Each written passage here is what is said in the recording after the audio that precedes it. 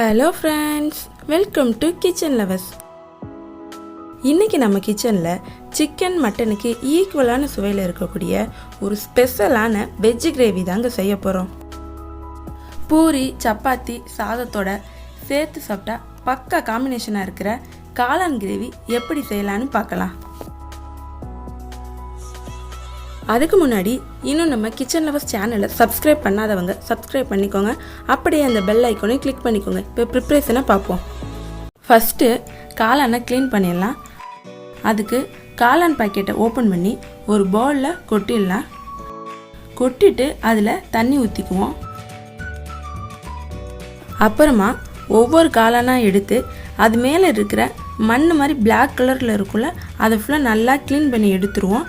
அது நீங்கள் கையில் தேய்ச்சிங்கனாலே போயிடும்.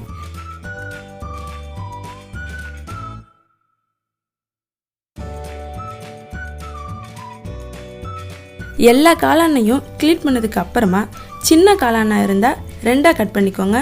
இதுவே பெரிய காளானாக இருந்துச்சுன்னா 4ஆக கட் பண்ணிக்கோங்க. அடுப்பில் ஒரு பேனை வச்சு அதில் 4 ஸ்பூன் அளவு ஆயில் சேர்த்துருக்கேன். நான் இன்றைக்கி நல்லெண்ணெய் தான் சேர்த்துருக்கேன். உங்கள்கிட்ட நல்லெண்ணெய் இருந்துச்சுன்னா அதே சேர்த்துக்கோங்க, டேஸ்ட்டு நல்லாயிருக்கும்.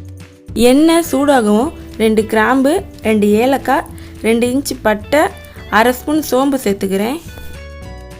எல்லாம் நல்லா பொரியவும் அதில் கொஞ்சமாக கருவேப்பிலை சேர்த்துடலாம். 2 பச்சை மிளகாயை நீல வாக்கில் கட் பண்ணி வச்சுருக்கேன், அதையும் சேர்த்துக்குவோம். 2 மீடியம் சைஸ் வெங்காயத்தை பொடி பொடியாக கட் பண்ணி வச்சுருக்கேன், அதையும் சேர்த்து நல்லா சாஃப்ட் ஆகுற வரைக்கும் வதக்கிடலாம். வெங்காயம் நல்லா வதங்கவும் 1 ஸ்பூன் அளவு இஞ்சி பூண்டு பேஸ்ட்டு சேர்த்து அடி பிடிக்காமல் கிளறிக்குவோம்.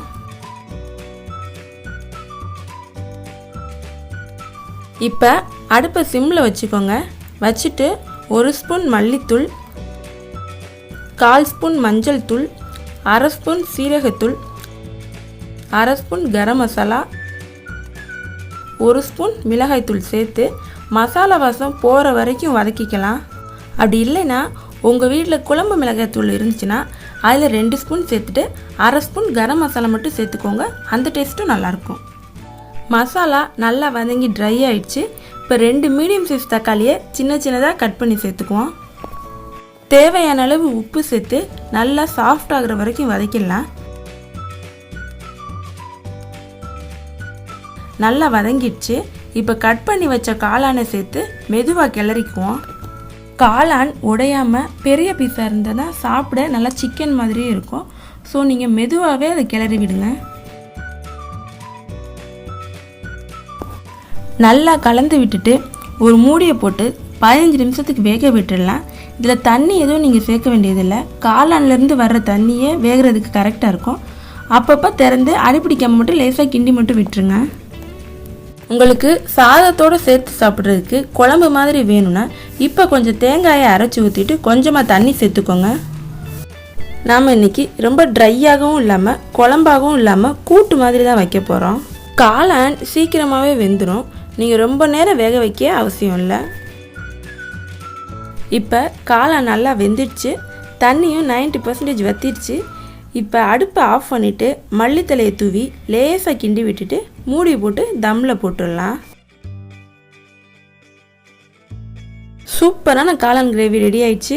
சிக்கன் மட்டனே தோற்று போயிடும் போல் அவ்வளோ டேஸ்ட்டாக இருக்குது. ரசம் சாதம், தயிர் சாதத்தோட செம்ம காம்பினேஷனாக இருக்கும். இப்போ நம்ம செஞ்ச மாதிரியே நீங்களும் ட்ரை பண்ணி பார்த்துட்டு எப்படி இருந்துச்சுன்னு கமெண்ட்டில் சொல்லுங்கள். உங்களுக்கு பிடிச்சிருந்துச்சுன்னா லைக் பண்ணிவிட்டு ஷேர் பண்ணுங்கள். நம்ம கிச்சன் லவர்ஸ் சேனலை இன்னும் சப்ஸ்கிரைப் பண்ணலைன்னா சப்ஸ்கிரைப் பண்ணிவிட்டு அந்த பெல் ஐக்கனையும் ஆளில் வச்சுக்கோங்க. அப்போ தான் நம்ம போகிற வீடியோலாம் நீங்கள் மிஸ் பண்ணாமல் பார்க்கலாம். இன்னொரு சூப்பரான வீடியோவில் பார்ப்போம். தேங்க்யூ.